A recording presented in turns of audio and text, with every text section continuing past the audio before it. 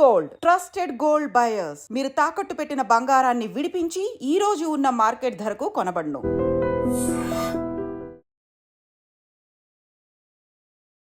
అందరికీ నమస్కారం. నేను Swaroopa Potlapalli. Welcome to trending topic. HYDRAA effect Hyderabad మీద ఎలా ఉంది? హైడ్రా ఏర్పాటు అయిన తర్వాత రియల్ ఎస్టేట్ రంగం ఏమైనా కుదేలైందా? ప్రస్తుతం నాతో పాటు real estate adviser Nandi Rameshwar Rao గారు ఉన్నారు. ఆయనతో మాట్లాడి రియల్ ఎస్టేట్కి సంబంధించిన అనేక విషయాలను తెలుసుకుందాం. సార్ నమస్తే. నమస్తే. హైడ్రా ఏర్పాటు అనేది, హైడ్రా పనితీరు అనేది హైదరాబాద్ రియల్ ఎస్టేట్ మీద ఎలాంటి ప్రభావం చూపిస్తోంది? హైడ్రా అనేది హైడ్రామా నా ప్రకారం. ఎందుకంటే హైడ్రా ఉద్దేశం మంచిదే, కానీ కొద్దిగా తొందరపాటు పడారని పబ్లిక్లో టాక్. నా ఒపీనియన్ కాదు, పబ్లిక్ ఒపీనియన్. ఎందుకంటే తెలంగాణ ఇచ్చేటప్పుడు మన రాష్ట్రం సపరేట్ అంటే తెలంగాణ ఇవ్వడం తప్పు అన్నది, ఇచ్చే విధానం తప్పు. హైడ్రా పెట్టడం అయితే తప్పు. It's positive intention by the state leader and rest of the thing. And ఆ పొజిషన్లో ఏమైనా పెట్టారంటే ఐపీఎస్ ఏవి రంగనాథ్ గారిని పెట్టారు. ఆయనకి ఏ డిపార్ట్మెంట్ ఇచ్చినా ముగ్గురు నలుగురు ఐపీఎస్ ఉన్నారు, సివి ఆనంద్ గారు, శ్రీనివాస్ రెడ్డి గారు, ఇట్లా వాళ్ళకి ఏ డిపార్ట్మెంట్ ఇచ్చినా ఆ డిపార్ట్మెంట్ మొత్తం ఆ బౌండరీ ఏర్పరచుకుంటారు. ఆ బౌండరీలో ఇంకెవరు వెళ్ళలేరు. వాళ్ళు చెప్పిందే ఫాలో అవుతారు. చాలా దే ఆర్ వెరీ కమిటెడ్ అనొచ్చు. సో ఇక్కడ ఏమైందంటే ఉద్దేశం ఏంటంటే కొన్ని వందల వేల చెరువులు ఉండే ఒకప్పుడు తెలంగాణలో. చెరువులు ఎందుకు పెట్టారు? గ్రామాలకి నీళ్ళు ఉండవు ఒకటి, తాగే నీళ్ళు ఒకటి. చెరువులు పెట్టి చెరువుల్లో నీళ్లు స్టాక్ చేసి ఎండాకాలంలో ఎండిపోయేది, వర్షాకాలంలో నిండిపోయేది, మధ్యకాలంలో మజ్జిగగా ఉండేది. సో అది పెట్టారు. అక్కడే ఇప్పుడు ఈ ఎఫ్టీఎల్ బఫర్ జోన్ అనేది ఇప్పుడు అనుకుంటారని 1920 నుండి ఉంది. ఒక చిన్న కథ చెప్తాను. ముగ్గురు ఇంజనీర్లు కాలేజీ నుండి ఫైనల్ ఇయర్ ఇంజనీరింగ్ స్టూడెంట్స్ ఒక శ్రీశైలం లాంటి డ్యామ్ చూడడానికి వెళ్ళారు. అందులో అందరూ same syllabus, same college, same subject. అయితే ఒక ఇంజనీర్ అన్నాడంటే ఇక్కడ రోజుకు ఒక గంట వచ్చి ఆనందించి ఆ పొగల్లో వస్తుంటాయి కదా, నీళ్ళు పారుతుంటాయి, డ్యామ్ నీళ్ళు వదిలినప్పుడు గేట్లు తీసుకుని ఎంత బాగుంటుంది అనుకున్నాను. ఇంకొక ఇంజనీర్ ఏమనుకున్నాడంటే అసలు ఇక్కడే గెస్ట్ హౌస్ పెట్టుకొని ఉండిపోతే పోలే అనుకున్నాను. మూడో ఇంజనీరు భిన్నంగా ఆలోచించాడు. ఆయన ఏమన్నాడంటే ఇంత నీళ్ళు వేస్ట్ అయిపోతుంది, ఈ నీళ్ళు ఏదైనా టర్బైన్ పెట్టి పవర్ కింద కన్వర్ట్ చేస్తే ఒక 500-600 గ్రామాలు విద్యుత్ వస్తుంది. ఆయన పేరే మోక్షగుండం విశ్వేశ్వరయ్య. సో 1920లో, కాకపోతే అఫీషియల్ గెజెట్ మనం 2013-14లో వచ్చింది వెలుగులోకి. అప్పుడు ఇది ఫాలో చేయడం మొదలుపెట్టారు. సో ఎఫ్టీఎల్ ఏంటి అంటే, ఎఫ్టీఎల్ అంటే ఫుల్ ట్యాంక్ లెవెల్. చెరువు ఇలా ఉంటుంది, చెరువులో నీళ్ళు నిండిపోయాక కొంతవరకు ఎక్స్టెండ్ అవుతుంది వెట్ ఏరియా. ఇప్పుడు సముద్రంలో మీరు నిల్చున్నారు అనుకోండి, నీళ్ళు వచ్చి మళ్ళీ వెళ్ళిపోతాయి. ఆ నీళ్ళు వచ్చిన వెట్ ఏరియా ఉంటుంది కదా, అలాగే ఈ చెరువు నిండిపోయిన పొంగిపోతే ఆ వెట్ ఏరియాని ఎఫ్టీఎల్ అంటారు. అంటే ట్యాంక్ నిండిపోయాక ఓవర్ఫ్లో అయ్యేది. బఫర్ జోన్ ఏంటంటే రెండు రకాలు ఉన్నాయి. 10 hectares, 25. 10 hectares కంటే చిన్నదైతే 9 మీటర్లు ఎఫ్టీఎల్ దగ్గర నుండి బఫర్ జోన్ వదలాలి. అంతవరకు ఫామ్ ల్యాండింగ్ అండి, ఫార్మింగే చేయాలి, కానీ కన్స్ట్రక్షన్ కానీ డ్రైనేజ్ కానీ పెట్టకూడదు. తాగే నీళ్ళకి వెళ్ళిపోతాయి. ప్లస్ సాయిల్ మెత్తగా ఉంటుంది కాబట్టి గట్టిదనం ఉండదు. అపార్ట్మెంట్లో లేదు బిల్డింగ్లు కడితే ఏమవుతుంది, డ్రైనేజ్ కానీ గార్బేజ్ ఎక్కడ వేస్తారు? మన నీళ్ళు తాగే నీళ్ళు. అదే 25 hectares కంటే పెద్దదైతే 30 మీటర్లు ఎఫ్టీఎల్ దగ్గర. అంత దూరంలో ఏం కట్టకూడదు. ఇప్పుడు మన కన్వర్షన్ కట్టినప్పుడు ఈ రెండిట్లో ఉంది అది. ఎఫ్టీఎల్ బఫర్ జోన్ ఇందులో కొద్దిగా అందులో కొద్దిగా కన్స్ట్రక్షన్ చేసిన పాటు, మిగతాది రూల్స్ పాటు పార్కింగ్ అది ప్రాబ్లం లేదు. సో ఈ విధంగా చూసుకుంటే ఉద్దేశం ఏంటంటే చెరువులను కాపాడకపోతే కొన్ని రోజులు ఇంకో 10-20 సంవత్సరాలు చెరువులే ఉండవు. ఇప్పుడు ఆల్రెడీ బంజారాహిల్స్, జూబ్లీహిల్స్ నీళ్ళు కొనుక్కుంటున్నాం మనం. సమ్మర్లో ఏప్రిల్, మే, జూన్లో అయితే మీరు చూసుకుంటే నీళ్ళు మనం ట్యాంకర్స్ కొనుక్కుంటాం. లేకపోతే యూ కెన్ అంటే బోర్ వేసాం 3000 అడుగులైనా నీళ్ళు రావట్లేదు. We are in hills, Banjara Hills, Jubilee Hills, Deccan Plato ప్రకారం ఎలివేటెడ్ లెవెల్. అండ్ మనకి అందుకని న్యాచురల్ కెలమిటీలో ఒక అడ్వాంటేజ్ అంటే సునామీలు, బుడమేరు అవి రావు. So next coming to HYDRAA effect ఎలా ఉందంటే, స్టార్టింగ్లో దే వర్ వెరీ అగ్రెసివ్ అంటే మామూలు కాదు. అది కూడా సాటర్డే మార్నింగ్ పెట్టేవారు. ఇక ఫ్రైడే వరకు కోర్టు ఉండదు, సాటర్డే సండే కోర్టు ఉండదు. Even they cannot get the stay. So ఆ ప్రాసెస్లోనే ఎన్కన్వెన్షన్ అనేది కుప్పకూలింది. కాకపోతే ఇది చేసిన తర్వాత ఇంటెన్షన్ మంచిగానా, పబ్లిక్ రియాక్షన్స్ మారిపోయినాయి. So first month to second month, second month to third month, fourth month అనేది యూటర్న్ తీసుకోవడం జరిగింది. అంటే మానేయలేదు, ఆపేరు. నాకు తెలిసి ఇవాళ ఎఫ్టీఎల్ బఫర్ రేపొద్దు 111 జీవోలో మాట్లాడతారు. ఇంకా కన్జర్వేషన్ ఇవన్నీ కూడా రానున్న రోజుల్లో 5 years క్యాబినెట్లో ఏం చేస్తారు, జరిగే అవకాశాలు అయితే ఉన్నాయి. 111 జీవో కేసీఆర్ గారు గవర్నమెంట్ కూడా పట్టుబడడం one of the reason. 111 GO ఎత్తేస్తాం కొన్ని ఎకరాలని. సో ఇక్కడికి వచ్చేసరికి ఏంటంటే యూటర్న్ ఎంత తీసుకున్నారంటే, ఏ ఆల్టర్నేటివ్ లేకుండా ఒక ఫ్యామిలీ 10 మంది ఉంటే 10 మందిని రోడ్డు మీద వేసి ఎరగొట్టేస్తాను ఇల్లీగల్ అంటే పబ్లిక్ తప్పలేదు. ఎందుకంటే ఫస్ట్ బిల్డర్ మిస్టేక్ ఉంది, ఇల్లీగల్ కన్స్ట్రక్షన్ చేయకూడదు. ఆనకట్లు అంటే మట్టి వేసి లారీలు మట్టి నింపేసి దాని పర్మిషన్ తీసుకుని. రెండోది సరే ఈయనకు పెట్టాడు, హెచ్ఎండిఏ కానీ డిటీసీ కానీ పర్మిషన్ ఇవ్వకూడదు కదా, వాళ్ళు కూడా ఇచ్చేశారు. సరే వీళ్ళు ఇచ్చారు, మరి రేరా ఇవ్వకూడదు కదా, రేరా కూడా ఇచ్చింది. బ్యాంక్ లోన్ ఇవ్వకూడదు. మరి ఈ నలుగురు తప్పులు అయితే పబ్లిక్ మీద ఎందుకు తప్పేస్తున్నారు? వీళ్ళ పరిస్థితి ఏంటి? చాలామంది ఇల్లులు కొనుక్కునే మీకు గుర్తుంటే 50-60 సంవత్సరాల వయసులో పిఎఫ్ఓ గ్రాట్యుటీ డబ్బులు సేవ్ చేసుకుని హెచ్టీలు కనుక కడతారు. ఇప్పుడు వాళ్ళు ఏమైంది, ఇల్లు ఇవ్వకపోతే రిటైర్ చాలామంది 60 సంవత్సరాలు రిటైర్ అయితే 55, 56, 57 సంవత్సరాల్లో కొనుక్కుంటారు. ఓ 3 సంవత్సరాలు 4 సంవత్సరాలు. ఆ డెలివరీ ఇరగొట్టారు అనుకోండి, వాడు ఈఎంఐ కట్టాలి, రెంట్ కట్టాలి. ఈఎంఐ కట్టడానికే 33 చెరువులు, రెంట్ కట్టాలంటే డబుల్ బర్న్. అప్పుడు పబ్లిక్ కొద్దిగా రియాక్ట్ అయ్యారు. కొంతమంది కిరసనాలు పోసుకోవడం, చచ్చిపోవడం ఇవన్నీ కూడా జరిగినాయి. ఇప్పుడు ఐ థింక్ రేవంత్ రెడ్డి గారి దగ్గరికి వెళ్ళినప్పుడు కొద్ది లాజికల్ థింకింగ్, ఓకే కరెక్టే కదా, ఏదైనా ఆల్టర్నేటివ్ చూపించి మనం కొట్టండి బాగుంటుంది అనేది. సో అక్కడ అమెండ్మెంట్ చేసుకుంటూ పోయారు. ప్రతి నెల ఒక అమెండ్మెంట్. ఫర్ ఎగ్జాంపుల్ అమెండ్మెంట్ ఏమొచ్చిందంటే, సడన్గా మీరు సాటర్డే పూట నోటీసులు ఇవ్వకుండా కుప్పగొలిస్తే ఇబ్బంది, నోటీసులు ఇవ్వండి, ఓ 30 days టైం ఇవ్వండి అన్నారు. అందులో education institutions, hospitals, colleges exemption. ఎందుకంటే ఫైనాన్స్ పిల్లల కెరియర్తో ఇవ్వండి. ఇప్పుడు సపోజ్ అకాడమిక్ ఇయర్ పోతే ఎవరు ఇస్తారు? కొన్ని ల్యాక్స్ ఆఫ్ స్టూడెంట్స్ ఉన్నారు మన దగ్గర. అక్కడ ఇంకోటి ఏమన్నారంటే, next time already DTCB, HMDA, RERA బ్యాంకులో నుండి వాళ్ళు ఉంటుంటే వాళ్ళని వదిలేసేయండి అన్నారు. అండర్ కన్స్ట్రక్షన్ ఉంటే కొలగొట్టండి అన్నారు. ఇంకో ఆల్టర్నేటివ్ ఏం చేస్తారు, ఇరగొట్టిన వాళ్ళకి ఆల్టర్నేటివ్గా డబుల్ బెడ్రూమ్ ఫ్లాట్స్ కట్టి ఉన్నాయి కేసీఆర్ గారు గవర్నమెంట్లో. అది ఆల్టర్నేటివ్. లేదంటే ఒక 1000 ఎకరాల జాగా ఎక్కడ ఐడెంటిఫై చేశారు, దాంట్లో ప్లాట్లు ఇస్తాం, కట్టిస్తాం, లేదా కట్టుకోవడానికి డబ్బులు ఇస్తాం. దీనివల్ల కొద్దిగా అమెండ్మెంట్స్ వల్ల పర్పస్ మంచిగా ఫస్ట్ కొద్దిగా వ్యతిరేకత ఉండేది, ఇప్పుడు కొద్దిగా సాధ్యమైనది. నెక్స్ట్ ఇంకేంటంటే రియల్ ఎస్టేట్ మీద ఇంపాక్ట్. రియల్ ఎస్టేట్ ఇంపాక్ట్ డెఫినెట్గా ఉందండి. ఎందుకంటే బిల్డర్స్ మనసులోనూ కాకుండా బయ్యర్స్, ఇన్వెస్టర్ గుండెల్లో రైలు పరిగెడుతుంది. ఎప్పుడు ఏమవుతుందో తెలియదు. కొనుక్కుంటే ఎఫ్టీఎల్లో ఉందా, బఫర్ జోన్లో ఉందా ఎవరికీ తెలియదు. ఎందుకంటే ఇన్ని 4 గవర్నమెంట్ అధికారులు పర్మిషన్ ఇచ్చాక మనం ఎలా ఇంకెవరు నమ్ముతాం? ఫస్ట్ పనిష్మెంట్ ఇస్తే పర్మిషన్ ఇచ్చిన వాళ్ళు పెట్టాలి. ప్లస్ వీళ్ళకి ఆల్టర్నేటివ్ చూపించి రోడ్ మీద పెట్టేస్తే మీ ఓటర్సే మీకు ఓట్లు వేసి గెలిపించారు, వాళ్ళే మళ్ళీ డిఫరెంట్ ఆల్టర్నేటివ్ థింకింగ్ చూసుకుంటారు. ఇవన్నీ చూసుకుంటే రియల్ ఎస్టేట్లో కొద్దిగా ఫస్ట్ హైడ్రా పెట్టిన 3-4 నెలలు బాగానే ఇంపాక్ట్ అయింది.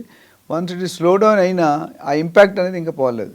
ఒక కాగితం మీద బ్లాక్ పెన్సిల్తో మచ్చ పెట్టి మీరు చెరిపిన మచ్చ కనిపిస్తున్నాడు, ఎంత చెరిపినా అట్లా అయిపోయిందండి. వీళ్ళు ఎంత అమెండ్మెంట్ చేసినా భయం మాత్రం పోలేదు. ఫియర్ ఆఫ్ సైకాలజీ లేదా సైకోలాగా ఉండిపోయిందండి. ఎప్పుడు ఏమవుతుందండి, రాత్రి నిద్రలో లేపి కూడా ఆలోచిస్తున్నారు. నన్ను కొనుక్కోవాలంటే కూడా డబ్బులు కొనట్లేదు ఎవరు, వెయిట్ అండ్ వాచ్లో ఉన్నారు. రేవంత్ రెడ్డి గారు గవర్నమెంట్ వచ్చాక ఫస్ట్ 6-7 నెలలు స్కీమ్స్ మీద ఫోకస్ చేశారు. సో రియల్ ఎస్టేట్ అనేది ఇప్పుడు మొన్న నవంబర్, డిసెంబర్ నుండి కొద్దిగా పికప్ అయింది. 100% పికప్ అవ్వలేదు, పికప్ అయింది. బట్ ఫుల్ స్వింగ్ రావడానికి ఇంకొద్ది టైం పడుతుంది. ఓవరాల్గా చూసుకుంటే ఇంపాక్ట్ ఈస్ దేర్. లాస్ట్ చాలామంది నన్ను అడుగుతున్నారంటే ఎఫ్టీఎల్ బఫర్ జోన్ ఎలా కొనుక్కోవాలి. సో మీకు lakes.hmda.gov.in ఒక వెబ్సైట్ ఉంది గవర్నమెంట్ది. ఆ gov.in ఆ వెబ్సైట్లోకి వెళ్తే ఆ లేక్ పేరు, లేక్ ఐడి, విలేజ్, మండల్ అవి పెట్టేస్తే మీకు ఒక చార్ట్ వస్తుంది. ఆ చార్ట్లో క్యాథడ్రల్ మ్యాప్ అని ఉంటుంది. ఆ మ్యాప్లో వెళ్తే అక్కడ రాసి ఉంటుంది ప్రొహిబిటెడ్ జోన్స్, నాన్ ప్రొహిబిటెడ్. అందులో మీ నెంబర్ ఉంటే కనుక మీరు కొనుక్కోకూడదు, లేకపోతే కొనుక్కోవచ్చు. అది పద్ధతి. ఇంకెవరికైనా దీని మీద డౌట్స్ ఉంటే మనకి కాల్ చేయొచ్చు. మీరు అన్నది నిజమే సార్. దిద్దుబాటు చర్యల్లో భాగంగా హైడ్రా దూకుడు తగ్గించినట్టుగా అయితే కనిపిస్తోంది. కానీ మొత్తం మీద ఇప్పుడు జనాల్లో అవేర్నెస్ అయితే వచ్చింది. ఒక ఇల్లు కొనుక్కోవాలంటే, ఒక స్థలం కావచ్చు, లేదంటే అపార్ట్మెంట్లో ఫ్లాట్ కావచ్చు, ఇండిపెండెంట్ హౌస్ ఏదైనా కొనుక్కోవాలనుకున్నా ఇప్పుడు 1కి 10 సార్లు ఆలోచించుకుంటున్నారు. హైడ్రా అయితే ముఖ్యంగా నిద్రలో కూడా కల్లోకి వచ్చేస్తుంది సార్. అయితే ఇప్పుడు ఇలాగా ఇల్లు కొనుక్కోవాలనుకునే వాళ్ళు ఎలాంటి జాగ్రత్తలు తీసుకుంటే మంచిదంటారు? ఇది చాలా పెద్ద సబ్జెక్ట్. నువ్వు 2 నిమిషాలు చెప్పమంటున్నావు. ఎందుకంటే ఇక్కడ మెయిన్ ఏంటంటే, ఫస్ట్ నేను చాలా వీడియోస్లో చెప్పాను, you have to appoint a professional real estate agent. 80% problems వాళ్ళకి తెలుస్తాయి. ఇప్పుడు ఆ ఏరియాలో పనిచేసేవాడు కాకపోతే మంచి agent. And street broker is different, a professional agent is different. మీరు చూసి ఒక 2-3 ఏజెంట్స్తో మాట్లాడి మంచివాడిని ఆ నేమ్ అడగాలి, ఎలా సెలెక్ట్ చేయాలని చాలామంది అడుగుతుంది. ఎలా సెలెక్ట్ చేయాలి అంతా మాట్లాడినప్పుడు నువ్వు ఎన్ని సంవత్సరాలు ఆ సెగ్మెంట్లో చేస్తున్నావు, ఎన్ని ట్రాన్సాక్షన్ చేసావు, ఏమైనా రిఫరెన్స్ ఇస్తావా, నీ కస్టమర్ 3-4 కస్టమర్స్ రిఫరెన్స్ ఇచ్చావా, రేరా లైసెన్స్ ఉందా లేదా, నీకు అతాపతా ఉందా లేదా, ఆఫీస్ ఉందా, విజిటింగ్ కార్డు ఉందా, టీం ఉన్నారా, ఇవన్నీ కనుక్కుంటే మీకు వెబ్సైట్ ఉందా, వెబ్సైట్లో గూగుల్ రివ్యూస్ ఏమంటున్నారు, మీ గురించి ఏమంటున్నారు, ఇవన్నీ కనుక్కుంటే లాస్ట్ క్వశ్చన్ మీరు నాకు నిన్ను పెట్టుకుంటే వాల్యూ ఎడిషన్ నాకు ఏమి ఇస్తారు, ప్రైస్ నెగోషియేట్ చేస్తారా, ప్రాపర్టీ చూపించడం అనేది ఏజెంట్ పని కాదండి. ప్రాపర్టీ చూపించి రిజిస్ట్రేషన్ దాకా ఉంటే హ్యాండ్ ఓవర్ చేసిన దాకా రియల్టర్ పైన అప్పుడే కమిషన్ ఇవ్వాలి. కమిషన్ ఇవ్వండి, కమిషన్ ఇవ్వడానికి కక్కుర్తి పెడితే మాత్రం నా గరక నా ఘాటుగా అయిపోతుంది. 1% సేవ్ చేసుకుంటే 99% వదులుకుంటారు. రెండోది ప్రీ లాంచ్లో అసలు ఆలోచన కూడా తక్కువ అని చెప్తారు. ఎక్కడైతే డిస్కౌంట్ ఉందో అక్కడ చీటింగ్ ఉంటుంది. ఇప్పుడు సోనీ అనే కంపెనీ ఉంది, నేను బ్రాండ్ అంబాసిడర్, కానీ ఇండియాలో ఎక్కడ కొన్నా ఒకటే రేట్ ఉంటుంది, ఆ మోడల్కి ఒకటే రేట్. కానీ లోకల్ అదర్ కంపెనీస్ ఆ రేట్ మాట్లాడుతుంటారు, 1000 తగ్గించాలా, 5000 తగ్గించాలా, 5% 10%. మీరు క్లాత్ షాప్స్ ఉన్నాయి, బ్రదర్స్, చవని బ్రదర్స్, రోడ్డు మీద వెళ్తే హోర్డింగ్ ఉంటుంది 50% డిస్కౌంట్ అని. చూసారు ఎప్పుడైనా బోర్డ్స్ రోడ్డు మీద? అవును సార్. అలాగని మీ ఆయన్ని మిమ్మల్ని తీసుకెళ్ళాడు అనుకోండి షాప్, మ్యారేజ్ డే కొంటానని, అక్కడికి వెళ్ళగానే ₹1,00,000 చీర చూపిస్తాడు, 50% డిస్కౌంట్, 50,000 పెట్టి నిజంగా మనం కొంటామంటే ఏదైనా అకేషన్ ఉంటే కొంటాం, కానీ రెగ్యులర్గా 5,000 10,000 కంటే ఎక్కువ పెట్టాం, రైట్? ఇప్పుడు అక్కడికి వెళ్ళి కొనకపోతే ఇంటికి వెళ్ళక ఏమవుతుంది అని తెలుసు, అందుకే కదా ఎవరికైనా. అప్పుడు ఆయన ఏమయ్యానంటే మేము అక్కడ అప్ టు పెట్టామండి, చిన్నది ఆ మూల మీద మీరు చూడలేదంటాడు. టర్మ్స్ అండ్ కండిషన్స్ అప్లై అని పెడతారు కదా. సో రియల్ ఎస్టేట్ బ్రోచర్లో last right side corner last provision ఉంటుంది, this is a conceptual design and can be change at any time without intimation to the customer. అంటే మనం బ్లాంక్ చెక్ ఇస్తున్నాం. ఇలాంటి అదే డిస్కౌంట్ ఉన్న దగ్గర 1కి 2 సార్లు 100 సార్లు ఆలోచించాలి, రిస్క్ తీసుకోలేదు. ప్రీ లాంచ్ అని పెట్టిందే పేరు మోసానికి, ఎందుకంటే వాళ్ళ డబ్బులు ఉండవు. నాకు ఒక ఆయన వచ్చాడు యాదగిరిగుట్ట, ఒక 25 ఎకరాలు ల్యాండ్ తీసుకొని, సార్ మీ ఫోటో మీ పేరు పెట్టుకొని అమ్ముకుంటాను, మీకు ఇంత అమౌంట్ ఇస్తాను, నేను 1,00,000 ఇస్తానని చెప్పాడు. ఆయన ఎవరో నాకు తెలియదు. నువ్వు రాబాబు అని అడిగా, డాక్యుమెంట్ ఫోటో ఉంటే 5% అమౌంట్ కట్టాడు ఓనర్కి, 25 ఎకరాల భూమికి 5% అమౌంట్ కట్టాడు. 5% అంటే మిగతా అదంతా కస్టమర్స్ దగ్గర నుంచి తీసుకొని వాళ్ళకి పే చేయాలి. జీపీఏ అంటారు, జనరల్ పవర్ ఆఫ్ అటర్నీ తీసుకున్నాడు, ఏజీపీఏ అగ్రిమెంట్ రాసుకొని రైట్స్ తీసుకున్నాడు. లేఅవుట్ వేస్తారు, డిటీసీపీ లేదు, యాదాద్రి లేదు, రేరా లేదు, అవన్నీ లేకుండా అమ్మితే క్రైమ్. రేరా ప్రకారం రేరా పర్మిషన్ లేకుండా ఒక బ్రోచర్ వేసినా, ఒక లేఅవుట్ వేసినా, సేల్ చేసినా, they can be put behind the bars or they can be penalize 10% of the project. 100 కోట్లు అంటే 10 కోట్లు కట్టిపిస్తారు, అంత స్ట్రిక్ట్ ఉంది.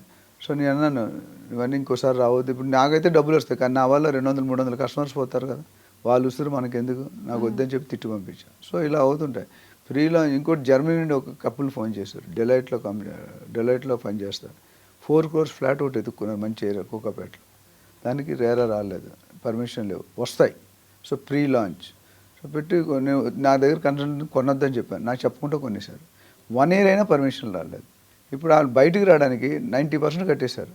నేను జనరల్గా చెప్తాను, బిల్డర్స్ ఎట్లా అంటే కొంతమంది, అందరూ కాదు, మీరు 90% పేమెంట్ కట్టిన దాకా you will get a sun in law treatment.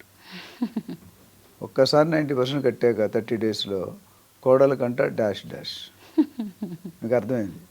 అందుకనే బీ కేర్ఫుల్. ఇంకోటి ఏంటంటే ఒకటి ఏజెంట్ పెట్టుకోవడం ఒక పక్క అయితే, రెండో పక్క గవర్నమెంట్ పర్మిషన్స్ ఉన్నాయా, ఈసీ ఉందా, లీగల్ ఒపీనియన్ ఉందా, లింక్ డాక్యుమెంట్స్ ఉన్నాయా, మ్యూటేషన్ ఉందా, బిల్డర్ చేసిన ప్రాజెక్ట్స్ అంతమంది ఏ ప్రాజెక్ట్ చేశాడు, ఏ సెగ్మెంట్లో చేశాడు, అక్కడ ఉన్న పాత కస్టమర్స్ ఏమనుకుంటున్నారు, ఎగ్జిస్టింగ్ కస్టమర్స్ ఏమనుకుంటున్నారు, ఎంప్లాయీస్ ఏమనుకుంటున్నారు, సైట్ వాళ్ళకి పిఎఫ్ ఈఎస్ ఏముంది. సైట్ వాళ్ళకి ఎందుకంటే వాళ్ళు పడిపోయి ఏదైనా యాక్సిడెంట్ అయితే చనిపోతే కట్టపోతే సీజ్ చేయాలి ఫ్యాక్టరీ, అంటే మన పని అయిపోద్ది.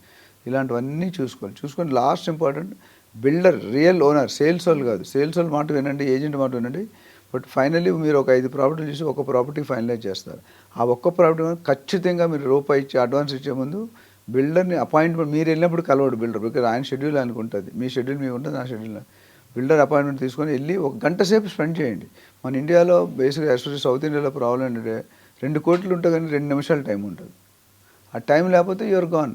సో బిల్డర్ని కలిసి 1 గంట సేపు మీతో, నేను 1 గంట సేపు నాతో మాట్లాడితే నా గురించి ఒక 80% గెస్ట్ చేస్తారు కదా, సార్ ఇలాంటి వాడు ఇలా చెప్తారు, సబ్జెక్ట్ బాగోపోతే నెక్స్ట్ టైం పిల్లరు. అట్లా బిల్డర్తో మాట్లాడి ఆయన విషయం కనుక్కోండి అసలు ఏంటి. కొంతమంది బిల్డర్ మాట్లాడితే క్లియర్ ఇంటర్వ్యూ, నీకు 2 సంవత్సరాలు డబ్బులు ఇస్తాను, ఎట్లా ఇస్తారంటే గవర్నమెంట్ నేషనల్ బ్యాంక్, ఎస్బీఐ కానీ పెద్ద నేషనల్ బ్యాంక్ ఏది వేసుకున్నా 12-13 సంవత్సరాలు అయితే డబుల్ అవుతుంది. 2 సంవత్సరాలు 3 సంవత్సరాలు ఎట్లా ఇస్తారు అంటే definitely it is clear intention. ఒక తల్లిని 9 months బదులు 8 monthsలో డెలివరీ ఇచ్చారనుకోండి, ఆ తల్లికి 1 month వాల్యూ ఏంటో తెలుస్తుంది. ఒక స్టూడెంట్ ఒక 1 year ఫెయిల్ అయితే ఆడు 1 year వాల్యూ ఏంటో తెలుస్తుంది. పీటీ ఉషాని ఫ్రాక్షన్ ఆఫ్ సెకండ్ అడిగితే పీటీ ఉషా చెప్తుంది ఆ ఫ్రాక్షన్ ఆఫ్ సెకండ్ వాల్యూ అంత. ఇక్కడ కూడా ప్రీ మెచ్యూర్డ్ అంటే ప్రీ లాంచ్, అది ఏవి రెడీ లేకుండా అమ్మితే ఏమవుతుంది, కొంప కొల్లేరు అవుతుంది. సో ఇవన్నీ మెయిన్. ఇది కాకుండా మీరు ఎమోషన్ సెంటిమెంట్లోకి వెళ్ళకూడదు. చాలామంది ప్రోడక్ట్ అమ్మడానికి ఎన్నో రకాల స్టోరీలు కథలు అన్నీ చెప్తారు, వాళ్ళు జాబ్ కాబట్టి వాళ్ళు చేస్తారు. But you should not get in to the story. Emotional ఎప్పుడు వెళ్ళిపోయామో మన చాలామంది ఏం చేస్తుంటే హస్బెండ్ డెసిషన్ మేకర్ అంటే మనం 10 చూసుకుంటే ఆ బిల్డర్ ముందో లేకపోతే సేల్ ఉంటే మనం ఇదే కొంటున్నాడు, వేరే కొనొద్ది కొనాలంటాడు. అప్పుడు రేట్ ఎందుకు తగ్గుతుంది? Everybody will take opportunity. అందుకే చెప్తాను, సింహం నవ్వింది కదా అని ఫోటోగ్రాఫ్ తీసుకోవద్దు. ఫోటోగ్రాఫ్ తీసుకుంటే ఫోటోలో మీరు ఉంటారు, సింహం ఉంటుంది. ఇక్కడ కూడా సెంటిమెంట్ ఎమోషన్ వెళ్ళిపోయి చేశాను అనుకోండి. నా ఉద్దేశం ఈ రియల్ ఎస్టేట్లో ఎందుకు దిగానంటే నేనే మోసపోయాను. 30 years బ్యాక్ నేనే పర్మిషన్ లేని ఇల్లు కొన్నాను. అందుకని నాలాగా ఇంకెవరు మోసపోకూడదని ఈ సిస్టమ్ మొదలుపెట్టాను. నా పాలసీ ఏంటంటే మీరందరూ బాగుండాలి, దానికి కారణం నేను అయి ఉండాలి. Great sir. మీరందరూ ఓనర్స్ అవ్వాలి, దానికి కారణం నేను ఉండాలి. చాలామంది జనంలో ఒక మందిగా ఉంటారు. నా పాలసీ ఏంటంటే నా కోసం జనం రావాలి, నేను వెళ్తే జనం రావాలి. సార్, ఇప్పుడు హైడ్రా కూల్చివేతల్ని కొంత తగ్గించి చెరువుల సుందరీకరణ మీద ఫోకస్ చేస్తున్నట్టుగా కనిపిస్తోంది.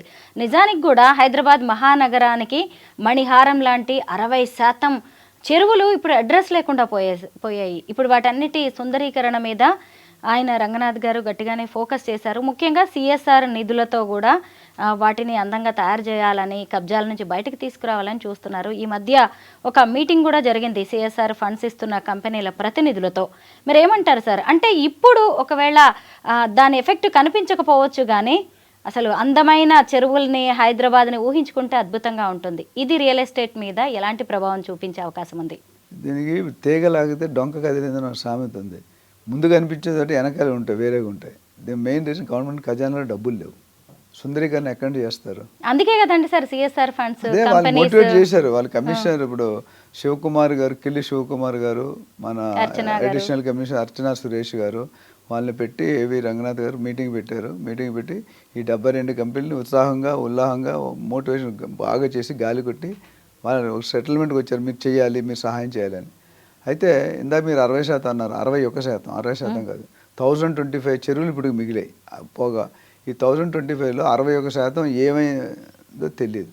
అంటే ఎక్కడున్నది, ఎవరి పైన ఉన్న 39% చెరువుల్ని, అంటే మేబీ రఫ్గా 300-400 చెరువులు ఉన్నాయి. ఆ చెరువులు కాపాడుకోవాలి, ఇలా ఇవి కూడా పోతాయి అనే ధ్యేయంతో ఇది మొదలుపెట్టారు. సో ఇంటెన్షన్ మంచిదే. సుందరీకరణ అయితే డెఫినెట్గా టూరిజం పాయింట్ కింద కూడా వాడు ఇప్పుడు మూసీ రివర్ ఫ్రంట్ అని మనకు చెప్తున్నారు. ఇది కూడా ఇలా బ్యూటిఫికేషన్ చేస్తే ఇప్పుడు ఒక మినీ ట్యాంక్ బండ్ ఉంది సెకండ్ ఒకటి సీతాఫలమండ, అక్కడ సెఫిల్ కూడా. ఇక్కడ ట్యాంక్ బండ్ మెయిన్ ఇక్కడ మధ్యలో అక్కడ పెడితే అదొక స్పాట్. అక్కడ కూడా పార్కులు పెట్టి బిజినెస్లు చేసుకొని టికెట్లు పెట్టి కలెక్షన్ చేస్తున్నారు అందరూ. ఈ గండిపేట లాంటివి, హిమాయత్ సాగర్ లాంటి వాటి దగ్గరికి వెళ్ళినప్పుడు కూడా ఎంత బాగుంటుంది సార్. హుస్సేన్ చంద్రబాబు టైంలో దుర్గం చెరువు అనేది మేకప్ చేశారు, లైట్లు పెట్టి. అది పెద్ద రెవెన్యూ ఇన్కమ్ అది. సో గవర్నమెంట్కి ఏం కావాలంటే పాలసీలు మంచివే, ఐడియాలు ఉండడం తప్పు కాదు. ఐడియాలు మేనిఫెస్టోలో 100 ఐటమ్స్ పెడతారు ఎలక్షన్కి వచ్చే ముందు. చేయడానికి ట్రై చేస్తారు, అందులో చేయలేరు, అన్నీ కొన్ని ఫెయిల్ అవుతారు. ఎందుకంటే అపోజిషన్ అడ్డుపడుతూనే ఉంటుంది. ఇప్పుడు చూడండి, ఏదైనా చేస్తామంటే అపోజిషన్ పట్టు వచ్చి ఇలా చేయకూడదు, అలా చేయకూడదు అని చెప్తారు. సో ఓవరాల్గా చూసుకుంటే ఇట్స్ ఎ పాజిటివ్ స్టెప్. డెఫినెట్గా ఇంపాక్ట్ అనేది గవర్నమెంట్కి రెవెన్యూ పెరుగుతుంది. ఒకటైతే ఖాయం, ఒకటి టూరిజం స్పాట్, జనాలకు కొత్త స్పాట్లు వస్తాయి, రెవెన్యూ పెరుగుతుంది. అండ్ సిటీ చూసుకుంటే నేను లాస్ట్ టైం కూడా చెప్పాను, Hyderabad is one of the most best liveable city in the world, not in the country. హైదరాబాద్కు ఉన్న ఫ్యాక్టర్స్ మాట్లాడుకుంటే చాలా మాట్లాడుకోవచ్చు. రైట్ ఫ్రమ్ ఫార్మాసిటీ కానీ, అంటే మెడికల్, కరోనా టైంలో మోర్ దెన్ 60-70% మెడిసిన్ మన దగ్గర నుండి వెళ్ళింది మిగతా ఇంటర్నేషనల్ కంట్రీస్కి. అంత ఫార్మా హబ్ ఉంది, ఐటీ హబ్ ఉంది. ఇప్పుడు ఏఐసిటీ వస్తుంది, ఐజీబీసీ బిల్డింగ్స్, ఎస్సీజెట్స్, special economic zones, corridors, sports city, health city, medical college, R&D, 30,000 ఎకరాల్లో 4 సస్టైనబుల్ సిటీ. ఇవన్నీ నిజంగా వచ్చాయండి. నాకు తెలిసి ఇవన్నీ బాగానే ఉన్నాయి, కానీ చేయడానికి విటమిన్ ఎమ్ కావాలి కదా, అది లేదు. సో వస్తుంది సార్ సంకల్ప బలంతో. రావడానికి ప్రయత్నిస్తారు. 2 సార్లు దావూస్ అవన్నీ వెళ్ళారు, వచ్చే. కానీ రియల్ ప్రాక్టికల్గా జరిగితే మాత్రం 4 సస్టైనబుల్ ఫేజ్ 1 మొత్తం 30,000 ఎకరాలు అనేది ఒకసారి అవ్వదు. ఫేజ్ 1 వచ్చిన మొత్తం హైదరాబాద్ ఒకటి RRRని, ORRని నేను G³ అని చెప్తా, గాడ్ గివెన్ గిఫ్ట్. ORR వచ్చాక హైదరాబాద్ రూపురేఖలే మారిపోయాయి. అటు చెన్నై కానీ, ఇటు ముంబై కానీ, అటు బెంగళూరు కానీ, ఇటు పూణే కానీ, ఏవి కూడా, వైజాగ్ కానీ మనతో కంపారిజనే లేదు. ఎందుకంటే చెన్నై ఉన్నది ECR రోడ్ అని ఉంది, ఈస్ట్ కోస్ట్ రోడ్. ఆ రోడ్ ఒక్కటే ఎక్స్టెండ్, మిగతావన్నీ బంద్. మనకి అలా కాదు. వైజాగ్ ఉంది సీ పోర్ట్, బాంబేకి సీ పోర్ట్, ఛాన్సులు లేవు. మన దానికి ఏంటి 4 పక్కల ఈస్ట్ వెస్ట్ సౌత్ నార్త్ అన్ని పక్కల కూడా మినిమం 100 కిలోమీటర్ల విస్తరణకి ఆల్రెడీ అయిపోయినాయి. మీరు జడ్చర్ల కానీ, జైరాబాద్ కానీ, వికారాబాద్ కానీ, కడతాల్ అమ్మంగల్ కానీ ఇవన్నీ కూడా వెంచర్స్ అయిపోయినాయి ఆల్రెడీ. అంటే Kadthal is 80-90 kilometres from the main city. అంటే 100 కిలోమీటర్ ట్రిపుల్ ఆర్ వచ్చింది డ్రైవ్ టైం సరిపోతుంది. మీరు తెలిసే ఉంటుంది రేవంత్ రెడ్డి గారు సీఎం అయ్యాక అర్బన్, సబర్బన్, రూరల్ ఏరియాని డిక్లేర్ చేస్తారు. Up to ORR it's urban area, ORR to triple RR ఈ సబర్బన్ ఏరియా. బాగా ఇప్పుడు ఓఆర్ఆర్ వరకు మనం కొన్నాం ఆల్రెడీ. రేట్లు బాగా పెరిగిపోయాయి. 1,50,000 2 లక్షలు మనం కొన్నాం. ఇప్పుడు గ్రోత్ కారిడార్ ఏంటంటే ఇన్వెస్ట్మెంట్కి ట్రిపుల్ ఆర్ఆర్ టు ఓఆర్ఆర్ మధ్యలో ట్రిపుల్ ఆర్ఆర్కి 4-5 కిలో అటు కానీ ఇటు కానీ కొనుక్కుంటే మీకు బ్రహ్మాండంగా పెరుగుతుంది రేట్లు అనేది. మీకు 10 times 20 times అప్రిషియేషన్. నా దగ్గర ఒక కమ్యూనిటీ ఆఫ్ పీపుల్ ఉన్నారు, మార్వాడీస్, గుడ్ జ్యువెలర్స్, వీళ్ళందరూ. వాళ్ళు ఏమంటారు తెలుసా, రావు గారు ఎక్కడైతే రోడ్డులు లేవో, ఎక్కడైతే పవర్ లేదో, ఎక్కడైతే డ్రైనేజ్ లేదో, ఎక్కడైతే లైట్లు లేవో, ఎక్కడైతే రోడ్ యాక్సెస్ లేదో అలాంటి జాగాలు చూపించండి అంటారు. మీరు నేను కొంటాం కొనం. అది ఎక్కడుంటుంది, 100 కిలోమీటర్లో 200 కిలోమీటర్ దూరంలో ఉంటాయి. ఇప్పుడు కొనేస్తారు, కొనేసి ఒక 20 సంవత్సరాలు మాట్లాడు. ఇప్పుడు 10 రూపాయలు 2 రూపాయలు కొంటాడు, అప్పుడు 200 రూపాయలకు అమ్ముతాడు. సో ఎవరైతే దూరదిస్తారు భూమి పెట్టాలంటే సిటీలో ట్రై చేయ ఉండడానికి తప్ప. ఒకవేళ ఇన్వెస్ట్మెంట్ లాంగ్ టర్మ్ అయితే కనుక you should only keep away from the city. ఒకప్పుడు కుక్కటిపల్లి 25 కిలోమీటర్ దూరం అనుకుంటే ఇక్కడ సికింద్రాబాద్ నుండి ఇక్కడ నుండి ఎక్కడ కొంటాను బుద్ధి ఉందా, పాగలేకేతం అక్కడ కొంటున్నావు. అక్కడ ఏముందని జేఎన్టీ తప్ప ఏముంది అక్కడ, ఏమీ లేదు. బట్ ఈరోజు 2 లక్షలు పెడితే కానీ ల్యాండ్ దొరకట్లేదు.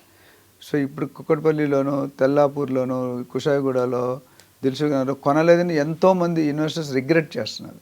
ఇప్పుడు ఆ రిగ్రెట్ పోకుండా ఉండాలంటే now you start investing. 50 to 100 kilometres వెళ్ళిపోండి, వెళ్ళి తక్కువలో కొనుక్కోండి. మీరు ఇక్కడ 3 లక్షలు 4 లక్షలు మనం కూర్చున్న ఏరియాలో శ్రీనగర్ కానీ లేకపోతే బంజారాహిల్స్, రోడ్డమంత్రి కానీ 4 లక్షలు పెట్టి మీ దగ్గర డబ్బులునే కొన్నారనుకోండి, మీ కంపెనీ వాళ్ళు లోన్ ఇచ్చారో లేదా లాటరీ వచ్చింది, మీ దగ్గర ఒక 5 కోట్లు ఉంది, 200 గజాలు కొన్నారు, గజం 4 అంటే 8 కోట్లు. 8 కోట్లు కొంటే ఆఫ్టర్ 5 years ఎంత అవుతుంది తెలుసా మీకు, ఒక 5% 6% పెరుగుతుంది. అదే 8 కోట్లు ఇక్కడ 3 లక్షలు పెట్టి కాకుండా 30,000 20,000 పెట్టుకుంటే 10 సార్లు పెరుగుతుంది. సో ఇన్వెస్ట్మెంట్లో స్ట్రాటజీస్ ఉంటాయి, మీ పర్పస్ బట్టి స్ట్రాటజీ మాత్రం. మీ ఇన్వెస్ట్మెంట్ అడ్వైస్ సెల్ అని ఉంది రియల్ ఆప్షన్లో. దానికి ఏం చెప్తామంటే మీ బడ్జెట్ బట్టి, మీ కెపాసిటీ, మీ ప్లాన్ వేరు. ఇప్పుడు మీ 3 ఫ్రెండ్స్ ఏదైనా హోటల్కి వెళ్ళి పార్టీకి వెళ్ళి ఫుడ్ పాయిజన్ అయింది అనుకోండి, మీ 3 యాంకర్స్, డాక్టర్ వెళ్ళాక మీ 3కి ఒకటే మంది ఇస్తాడా, వేరు మందులు ఇస్తాడా? వేరువేరుగా ఇస్తారు సార్. ఎందుకు, ఫుడ్ తినేది అదే కదా. అంటే బాడీస్ వాళ్ళకు ఉండే సిమ్టమ్స్ ని బట్టి కూడా ఉండొచ్చు. సో మారిపోతుంది. పోనీ ఎలాగానే మందులు ఇస్తాడా మీకు, ఇవ్వడు. ఏం చేస్తాడు, డయాగ్నోసిస్ చేస్తారు, ఇంట్రోగేషన్ ఇంట్రోగేషన్ చేస్తే ఎక్కడ తిన్నావమ్మా, ఎన్ని రోజులు పెట్టి తిన్నావు, ఏ నీళ్ళు తాగావు, ఏ పాలు తాగావు అని అడుగు. అడిగాక మందులు ఇస్తాడా, ఇవ్వడు. టెస్టులు రాస్తాడు. టెస్టులు వచ్చిన తర్వాత మందులు ఇచ్చి 3 రోజులు తగ్గపోతే రా అంటాడు. దేవుడి తర్వాత దేవుడు డాక్టర్ అంటాం, but he'll try is level best. కానీ తగ్గొచ్చు తగ్గపోవచ్చు. అదేవిధంగా మీరు ఎవరైనా ఇన్వెస్ట్మెంట్కి వస్తే 1 నిమిషంలో 2 నిమిషాలు చెప్పాలని నాకు ఫోన్ చేస్తారు అమెరికా నుండి. 1 నిమిషంలో ఎలా చేసి మీరు ఎవరో తెలియదు, మీ పర్పస్ అంటే. సో దయచేసి బయ్యర్స్కి నేను రిక్వెస్ట్ ఏంటంటే, సజెషన్, టైం పెట్టండి. ఒక 1/2 hour 1 hour అపాయింట్మెంట్ తీసుకుంటే డీటెయిల్గా మీకు కేస్ టు కేస్ మాట్లాడి డయాగ్నోస్ చేసి మీకు ఏ పార్ట్కి మంది ఇవ్వాలని ఆ పార్ట్కి మంది ఇచ్చి ఆ ల్యాండ్ సజెస్ట్ చేస్తాం. హైడ్రా ఇప్పుడు కూల్చివేతలే లక్ష్యంగా పనిచేస్తున్నట్టు కనిపిస్తున్నా భవిష్యత్తులో మాత్రం హైడ్రా చేయబోయే అద్భుతాలను చూడబోతున్నాం. Thank you so much sir. Thank you.